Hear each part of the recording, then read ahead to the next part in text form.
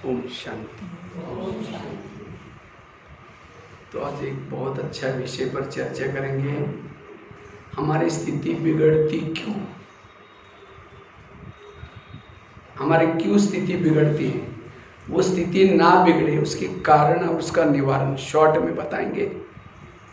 क्योंकि वर्तमान समय हमें अपनी स्थिति को मजबूत बनाना बड़ा जरूरी है। क्योंकि जिसकी स्थिति शक्तिशाली है वो अनेक रोने वालों के आंखों की क्या कर सकेंगे, आंसू पोंछ सकेंगे। जिनकी स्थिति अच्छी है वायुमंडल बनाने की सेवा कर सकेंगे। जिनकी स्थिति अच्छी है उनका पद ऊंचा होगा। तो हम ये सब पुरुषार्थ कर रहे हैं, किसी लिए कर रहे हैं, अपनी स्थिति को बनाने के लिए। लेकिन हम चाहते नहीं चाहते तो भी हमारी स्थिति क्यों बिगड़ती। स्थिति बिगड़ने का पहला कारण है देह का भान। चलते चलते हम देह भान में आ जाते हैं हमारी स्थिति। क्योंकि जब हम देह भान में आते हैं तो हमारे अंदर के पुराने संस्कार जागृत हो जाते हैं, काम क्रोध जागृत हो जाता है। और ये काम क्रोध तो हमारे वैरी हैं, दुश्मन है। हम दुश्मन को जागृत होने का गेट कौन सा है, देहभान। इसीलिए बाबा रोज की मुरली में कहते बच्चे आत्मा समझो, आत्माभिमानी बनो। लेकिन तो भी हम चलते चलते देहभान में आते हैं, स्थिति बिगड़ जाती है। क्योंकि जो आत्मा के स्वरूप में रहता है निरंतर बाबा से कनेक्ट है। जितना आत्मा के स्वरूप में है, रात को सोया है योग लगा हुआ है, रास्ते में चल रहा है उसका योग लगा हुआ है। जितना आत्मा के स्वरूप में है उतना हमारे अंदर सहन शक्ति, धैर्यता, सत्यता, सारे गुण और शक्ति हमारे पास में है। देहभान में आने से पुराने संस्कार जागृत हो जाते हैं, विकार जागृत होते हैं।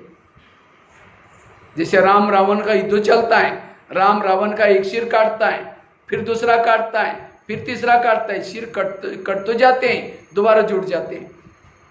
विभीषण आकर के राम के कान में दो चार बातें सुनाई, ऐसा नहीं मरने वाला, उसके नाभि में तीर लगाओ।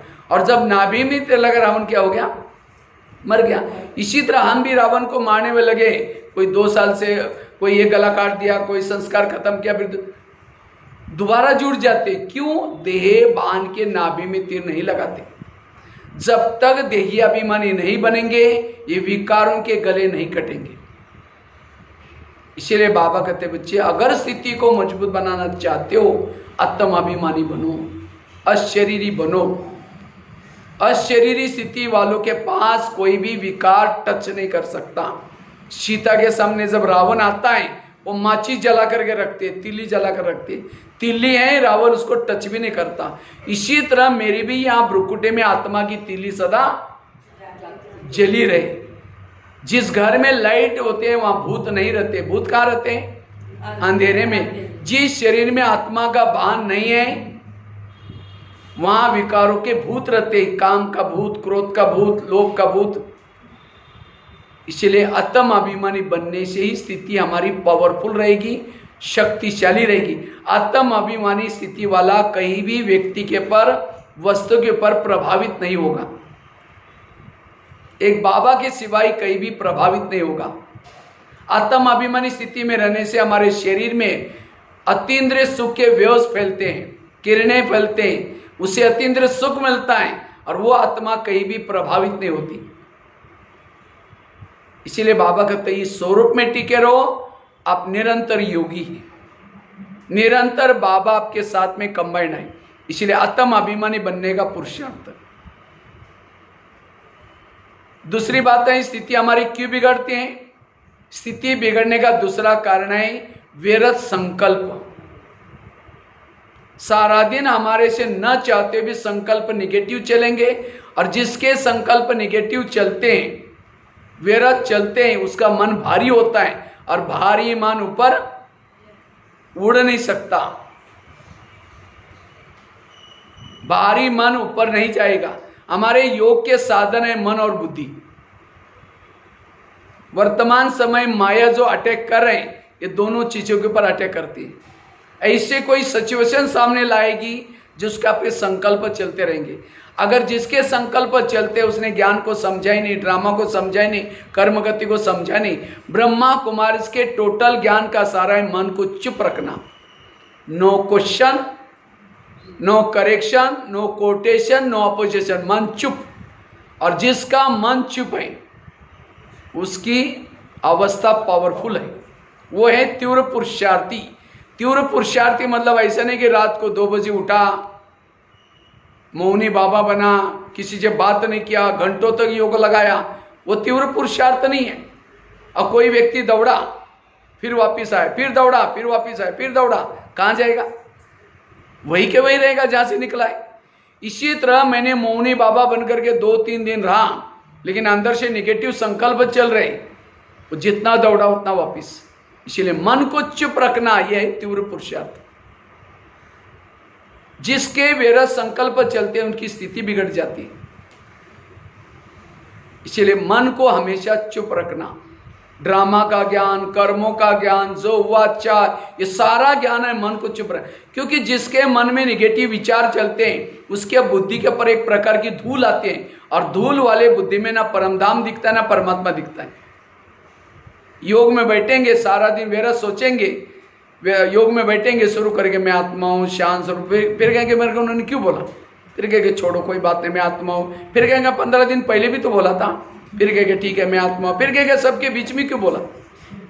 कहाँ योग लगेगा? इसीलिए योग लगाने के लिए मन को चुप रखना, व्यर्थों से बचना, और जितना सारा दिन व्यर्थों से बचें उसकी स्थिति पावरफुल है, शक्तिशाली है। संकल्प को कम चलाना, संकल्प व्यर्थ चलने से स्थिति बिगड़ जाती है। तीसरी बात है स्थिति क्यों बिगड़ती है, उसका कारण है परचिंतन करना, एक दूसरे के दोष देखना। जो एक दूसरे के दोष देखता है, अवगुण देखता है, उसकी स्थिति बिगड़ जाती है। बाबा उस आत्मा को प्यार नहीं कर सकता। किसी के घर में जाऊं, उनके बच्चे भी बैठे हैं, बाप भी बैठा है, बच्चों को कहेंगे बच्चे ठीक नहीं, नालायक है, ऐसा है वैसा है, और बाप को कहेंगे आप बहुत अच्छे, आप कितने अच्छे, बाप कहेंगे तुम पहले यहाँ से भाग जाओ, तुमने मेरे बच्चों की गिलानी की, तुम मेरे को अच्छा बोलता है। क्योंकि हर मम्मी पापा को अपने बच्चे क्या होते हैं, प्यारे होते हैं। तो सारे संसार के जितने भी लोग हैं, चाहे अज्ञानी ज्ञानी, कोई किसके बच्चे, बाबा के बच्चे, सारा दिन कहेंगे मेरी भाभी ऐसे, पड़ोसनी ऐसी है, मेरा बेटा ऐसा है, वो ऐसा है, और शाम को योग में बैठेंगे, मीठे बाबा, प्यारे बाबा, शांति के सागर, दया के सागर, बाबा कहेंगे मैं भूल गया, मुझे याद दिला रहे, तुमने तो मेरे बच्चों की गिलानी की, जिसको मैं मीठे बच्चे बोलता हूं, और तुम मेरी महिमा कर रहे, तुम पहले यहाँ से भाग जाओ। योग लगेगा ही नहीं। भगवान से प्यार प्राप्त करने के लिए भगवान ही रची हुई दुनिया का हर इंसान मुझे प्रिय चाहिए, उसकी कोई गलती नहीं। कई माता कहते मेरा पति सुनता ही नहीं, मेरे बच्चे सुनते ही नहीं। भाई तुम्हारे सुनेगा तो गड़बड़ हो जाएगा ड्रामा सारा। जैसे नाटक होता है, नाटक में हर एक्टर को स्क्रिप्ट मिलता है, लिखत। अब जैसे जिनकी लिखत है सब पाठ बजाते। अब कोई गाली देने का स्क्रिप्ट है किसका, और तो जिसको गाली मिल रहा है वो कहता है ये गाली वाला है ना, आप बंद करना नहीं, ये बोलना नहीं। वो कहे कि मैं क्या करूँ, डायरेक्टर देख रहा है। इसी तरह पति की स्क्रिप्ट अलग है, बच्चे की स्क्रिप्ट अलग है, सबकी स्क्रिप्ट अपने अपने। अब अगर उसको कहेंगे पति ऐसा क्यों करता है, तो वो स्क्रिप्ट अगर बदलेगा तो गड़बड़ हो जाएगी। पति ने गाली भी दी, क्या कहो, वाह इन्होंने कितना अच्छा डायलॉग बजाया, मजा आ गई, कोई किसी गलती नहीं। तो परचिंतन करने की बात ही नहीं। और जब हम परचिंतन करते हैं तब जाकर के स्थिति बिगड़ जाती है। जो परचिंतन करता है, प्रदर्शन करता है, उसके बुद्धि को ताला लग जाता है। जैसे फैक्ट्री से कोई फैक्ट्री धुआं निकलती है तो गवर्नमेंट क्या करता है, पॉल्यूशन ना हो जाए इसलिए फैक्ट्री को लॉक करता है। इसी तरह अगर हम भी परचिंतन करेंगे, निगेटिव सोचेंगे, तो बाबा ऊपर से देखेंगे महाराष्ट्र से कौन सी फैक्ट्री से धुआं निकल रहे हैं, उसके बुद्धि का ताला। अब एक बार बुद्धि का ताला बंद हो गया, ना परमधाम दिखता है ना परमात्मा दिखता है, स्थिति बिगड़ गई। इतना ही नहीं, जिसके बुद्धि का ताला लग बन जाता है उसका मनन चिंतन नहीं चलेगा, मुरली के पॉइंट भी उसके दिमाग में नहीं बैठेंगे। सरस्वती कहाँ बैठे, हंस के ऊपर बैठती थी, हंस अर्थात अंदर बाहर सोच। इसलिए व्यर्थों से बचना, परचिंतन से बचना। जितना परचिंतन से बचे रहेंगे स्थिति पावरफुल बन जाएगी। इसीलिए कई बार बाबा कहते बच्चे मेरे अच्छे अच्छे बच्चे थे, ज्ञान योग करते थे, लेकिन आज वो है नहीं, चले गए। क्यों? उन्होंने यहाँ किसी के दोस्त देखे, इसलिए चला गया, वो स्थिति बिगड़ गई। हम रेस के घोड़े हैं, जैसे घोड़े रेस करते ना, तो घोड़ों को यहाँ बांधा जाता है ताकि इधर उधर पीछे, तो हम भी रेस के घोड़े हैं, हमें भी इधर उधर नहीं देखना, अगर देखेंगे तो गिर जाएंगे, ऊपर से और घोड़े निकल जाएंगे। इसलिए पर चिंतन पर दर्शन से, ये दूसरों को देखने का समय नहीं है, नहीं तो स्थिति बिगड़ जाएगी। चौथी बात है स्थिति क्यों बिगड़ती है। पहली बात बताई, देहभान में आने से स्थिति बिगड़ते हैं, इसलिए आत्माभिमानी बनना। दूसरी बात,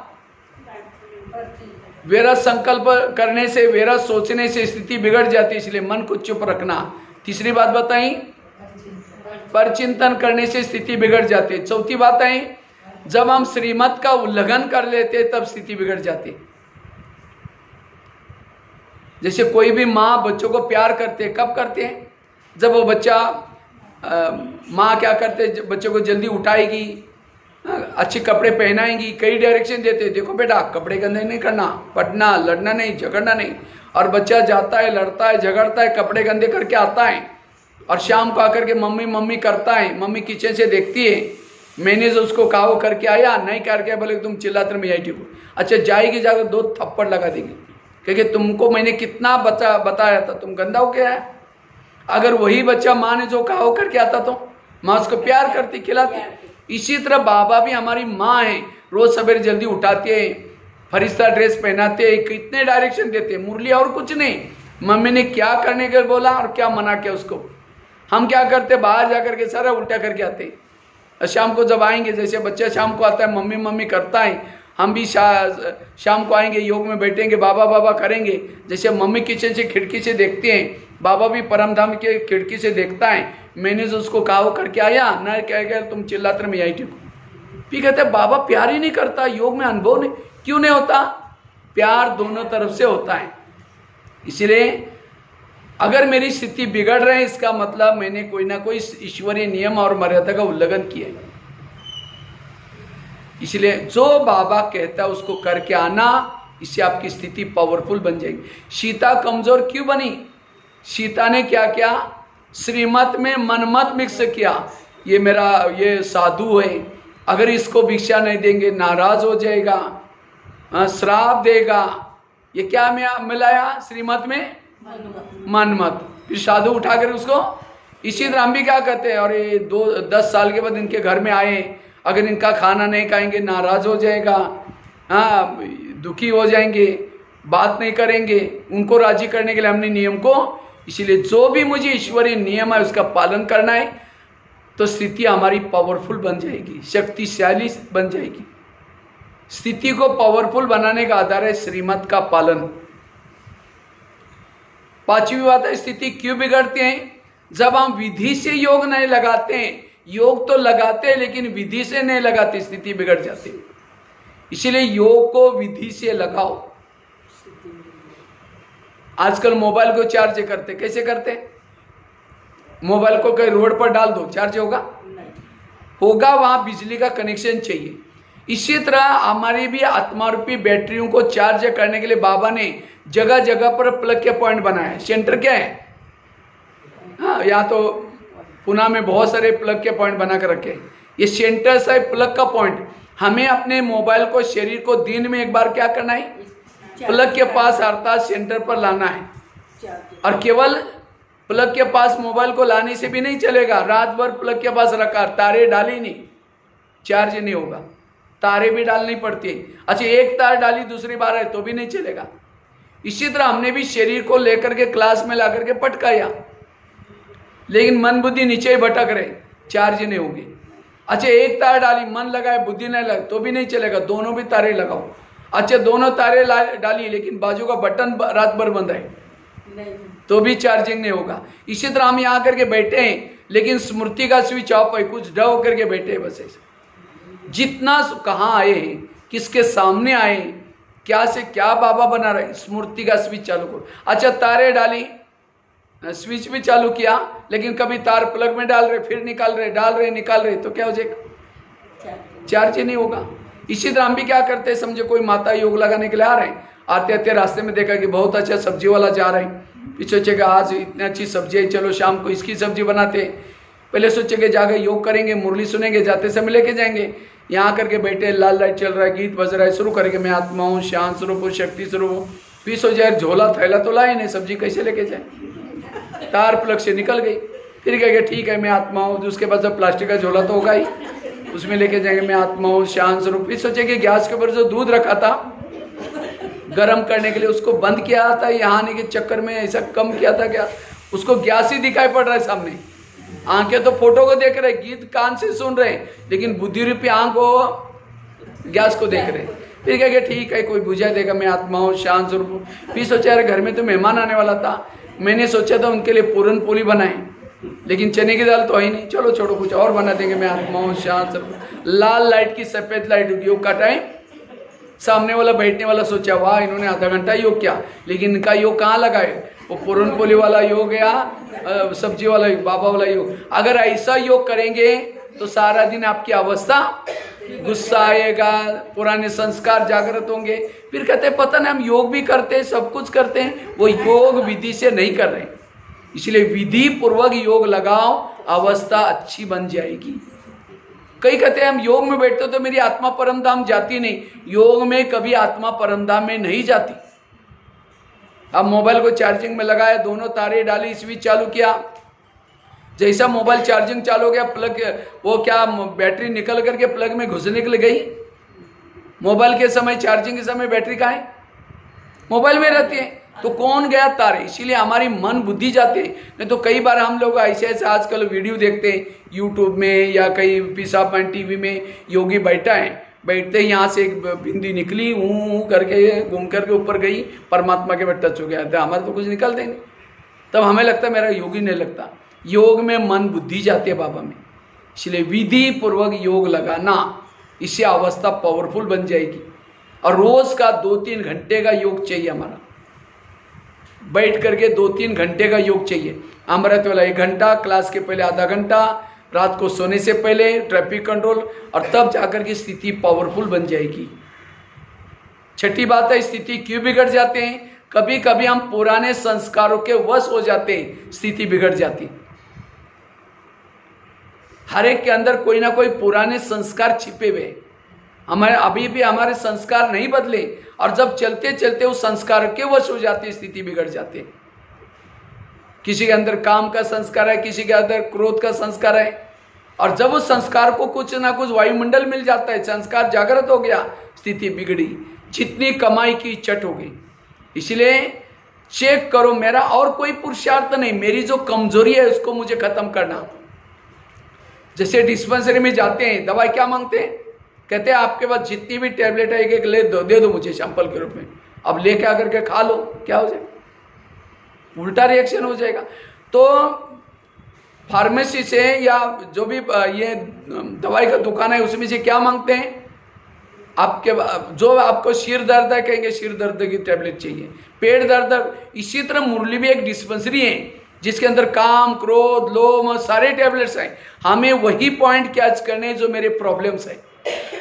इसलिए पुराने संस्कार को बदलो। अगर पुराना संस्कार नहीं बदला, बीच बीच में आपकी स्थिति बिगड़ती जाएगी, क्योंकि संस्कार जागृत होता है और अंत में जो माया आने वाले है उसी संस्कार के रूप में आने वाली है। इसीलिए पुराने संस्कारों को परिवर्तन करना, उसको बार बार रिपीट न होने न देना, ये हमारी स्थिति बिगड़ने का कारण है पुराने संस्कार। तो चेक करो मेरे अंदर क्या संस्कार है और उसको परिवर्तन करने की युक्ति अपनाओ। कितनी बातें हो गई। पहली बात है स्थिति बिगड़ते, पहला कारण देहभान में आने से स्थिति बिगड़ती है, आत्माभिमानी बनो। दूसरी व्यर्थ सोचने से, इसलिए हमेशा समर्थ सोचो, पॉजिटिव सोचो, कभी भी नेगेटिव आने नहीं देना।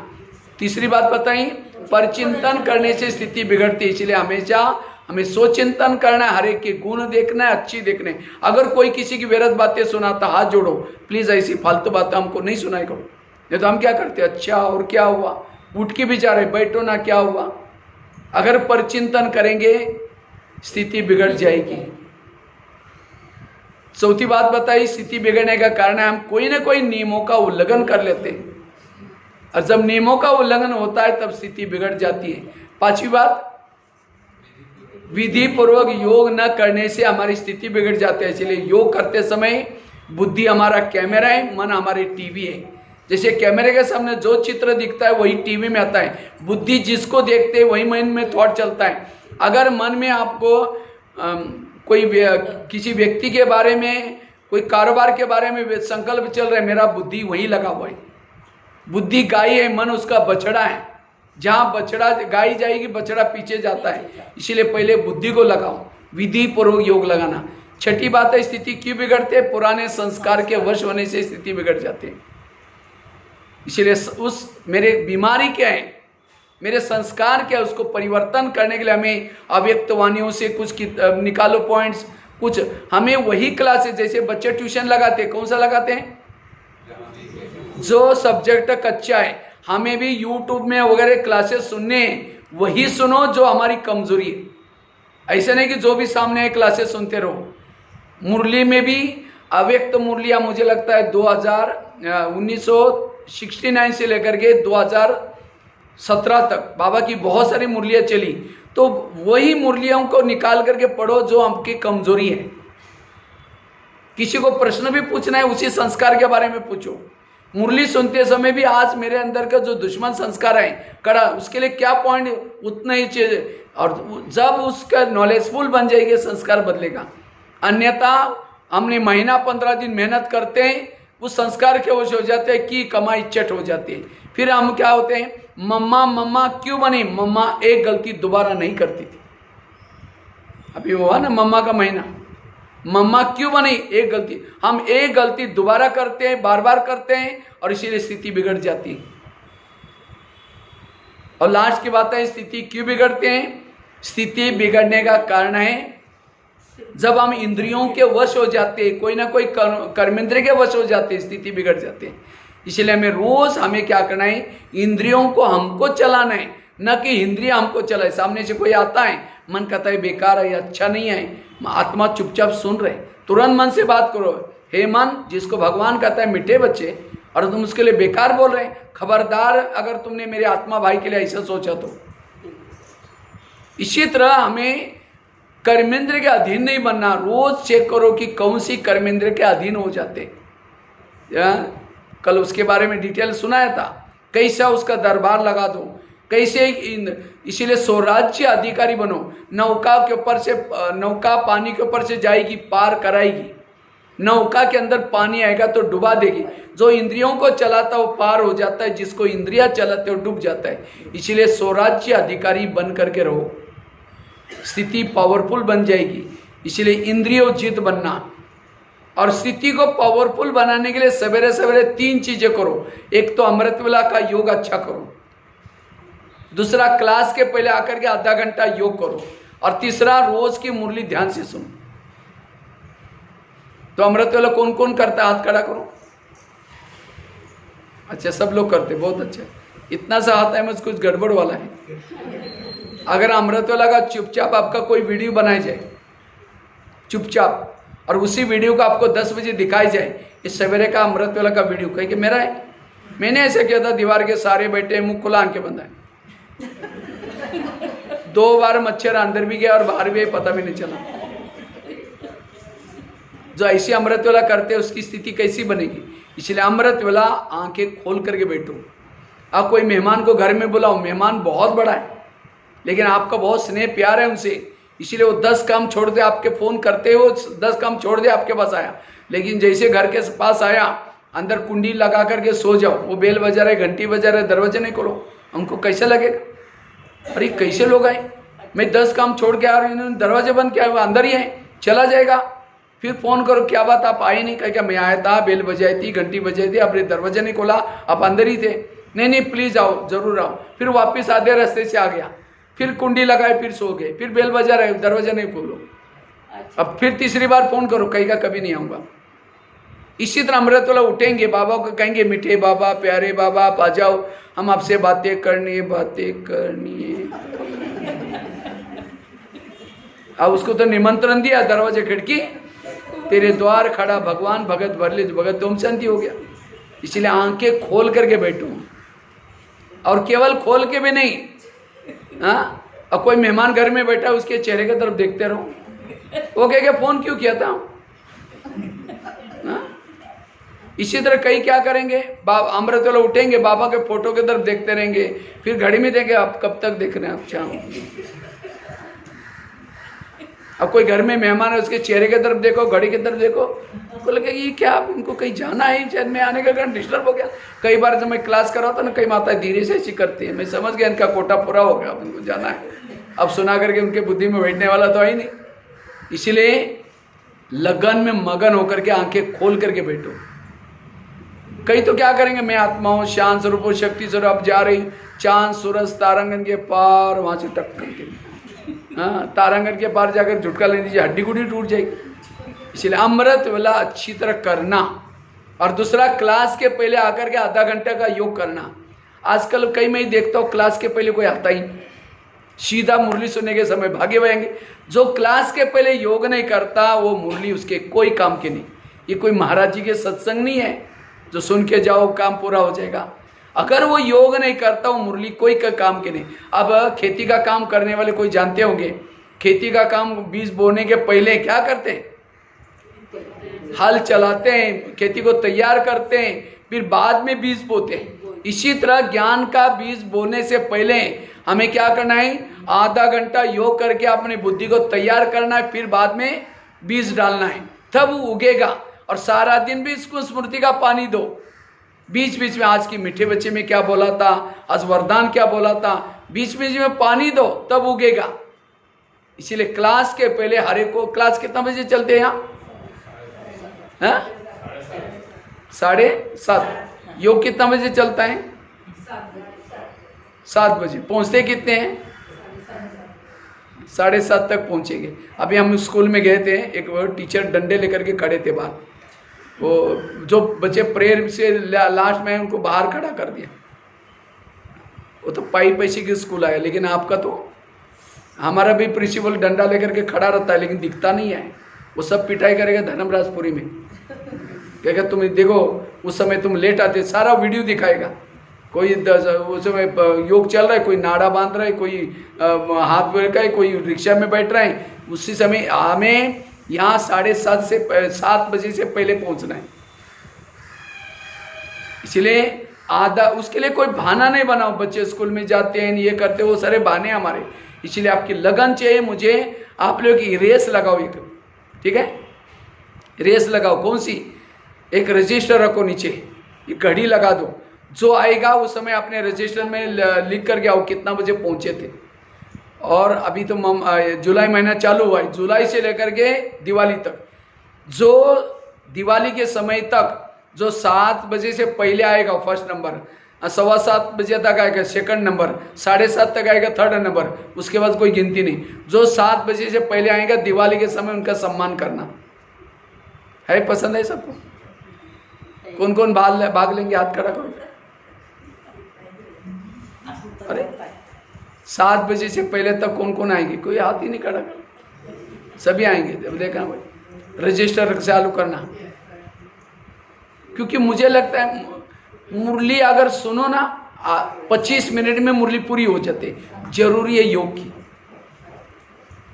संगठन का योग कब मिलता है हमको, कब मिलता है, क्लास के पहले। अब उसी को मिस करेंगे तो बाकी का क्या करेंगे। इसीलिए जितना यहाँ आप योग का वायुमंडल बनाएंगे, ना चाहते हुए भी आसपास के लोग भागे वहीं आएंगे, बुलाने की जरूरत नहीं। अंधेरे में कोई लाइट जल रहा है, सबका ध्यान दीपक के ऊपर जाता है। इसलिए हमें आधा घंटा क्लास के पहले योग करना है। और तीसरा, मुरली को रोज सुनना है। कहाँ सुनना है, सेंटर पर सुनना है। जो मुरली, आजकल कईयों को तो ऑनलाइन में सुनने की माया लगी, जो ऑनलाइन में सुनती है उनकी पूजा भी ऑनलाइन से हो जाएगी। आजकल मंदिर में कम लोग जाते हैं, ऑनलाइन से पूजा करते। किसकी पूजा होती है, जो ऑनलाइन से मुरली सुनते हैं, ऑनलाइन से सेवा करते हैं। एक बार ब्रह्मा बाबा को दादियों ने पूछा था, बाबा त्रेतायुग वालों के लिए पढ़ाई का प्रबंध आप क्या करेंगे। बाबा ने कहा कि बच्चे आगे चलकर मैं त्रेतायुग का पढ़ाई का प्रबंध करूंगा, आप केवल 9 लाख क्लास के रेगुलर स्टूडेंट बनाओ, आगे चल करके त्रेतायुग वालों को। क्योंकि दादियों ने इसीलिए पूछा था, मधुबन में 33 करोड़ के लिए आवास निवास, किचन, डाइनिंग हॉल सब बनाना पड़ेगा फिर तो बाबा मिलन में आने के लिए। लेकिन बाबा ने कहा कि 9 लाख क्लास में जब रेगुलर लोग आएंगे तो त्रेतायुग का प्रबंध, अभी तो बाबा ने peace of mind TV, Facebook, WhatsApp चालू किया, किसके लिए? त्रेतायुग वालों के लिए। तो आपको सतयुग में जाना है, त्रेता में जाना है? तो पढ़ाई कहाँ पढ़नी है? यहाँ कृष्ण मुरली बजा रहा है बीच में और चारों तरफ से गोपिका रास कर रहे हैं। इसी तरह सेंटर पर मुरली चल रहे हैं और गोपिका रास कर रहे हैं और सीता अकेली बैठी है, रो भी रहे, राम को याद भी कर रहे। इसीलिए स्थिति को पावरफुल बनाना, ये 3 चीजों की मेहनत करो, शक्तिशाली। मैंने तो कुछ और नहीं किया, ब्राह्मण बनने के बाद मैंने इन बातों का ध्यान रखा बस। अमृत वेला अच्छी, क्लास के पहले योग और मुरली। एक एकलव्य था, भील था, गुरु द्रोणाचार्य के पास गया, कहता है कि मुझे नंबर 1 चाहिए, मैं अर्जुन से भी ज्यादा तीर चलाने में होशियार हूँ। तो उनके गुरु ने पूछा, द्रोणाचार्य ने, तुम्हारा गुरु कौन है? कहता आप ही मेरे गुरु। तुम मेरे पास कभी आए नहीं, चलो मैं दिखाता हूँ।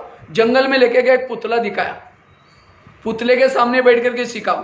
तो ये टीवी, फेसबुक, व्हाट्सएप, ये भी क्या है? पुतला है। उसमें बैठ करके शिवानी बहन के क्लासेस, अच्छे क्लासेस सुन करके होशियार तो बनेंगे, नंबर 1 नहीं जाएंगे। नंबर 1 बनना, ये 3 चीजें हमें जरूर करनी है। अमृत वेला अच्छी करने, क्लास के पहले योग करना और मुरली।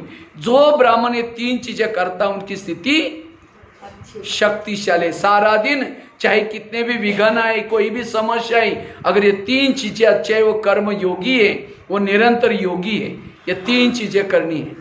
ये 8 बातें ध्यान रखना, अवस्था अच्छी बनेगी। ठीक है, पहली बात बताई आत्माभिमानी बनना, दूसरी बात बताई व्यर्थ से मुक्त बनना, तीसरी बात बताई परचिंतन से बचना, चौथी बताई श्रीमत का पालन करना, पांचवी बताई